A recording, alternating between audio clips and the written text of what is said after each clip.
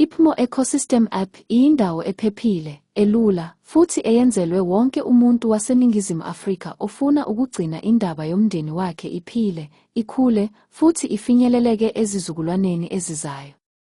Cabanga indawo eyodwa lapho ugcina khona yonke imibhalo ebalulekile, izitifiketi zokuzalwa, ama-ID, izincwadi zomshado, nezokubhabhathizwa. Akusekho ukusesha ezinqolobaneni noma ukukhathazeka ngamaphepha alahlekile. NgePMO, konke okudingayo kutholakala esandleni sakho, kuphephile futhi kuhlelekile. Kodwa iPMO ayigcini lapho. Ngesici sesihlahla somndeni, ungarekhoda umlando wakho, uxhume izizukulwane, futhi ugcine izimpande zakho ziphila.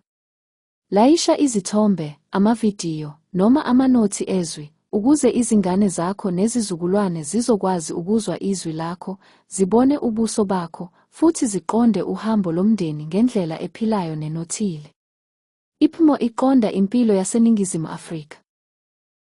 Kungaba ukulandisa indima yomndeni wakho emicimbini ebalulekile, ukugcina amasiko, noma ukuqopha izikhathi ezincane ezijabulisayo. Le app iqinisekisa ukuthi indaba yakho iyingxenye yendaba enkulu yesizwe.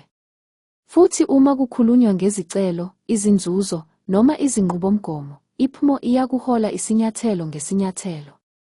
Iyehlisa ukudideka, inciphise ingcindezi, futhi ikunike amandla okwenza izinqumo ezihlakaniphile. Enhliziyweni yayo, iPMO imayelana namandla. Amandla okuthi wena nomndeni wakho nilawule indaba yenu. Amandla okuthi niyivikele. Amandla okuthi niyidlulisele phambili ngendlela enothando nenhlonipho.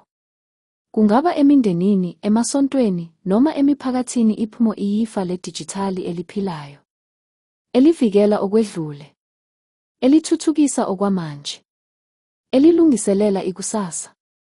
Joyina izinkulungwane zabantu baseNingizimu Afrika abakhetha ukugcina umlando wabo uphephile futhi utholakale ezizukulwaneni ezizayo.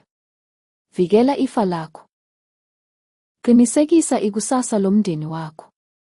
Qala indaba yakho ngePMO namuhla. Okunye kuzolandela.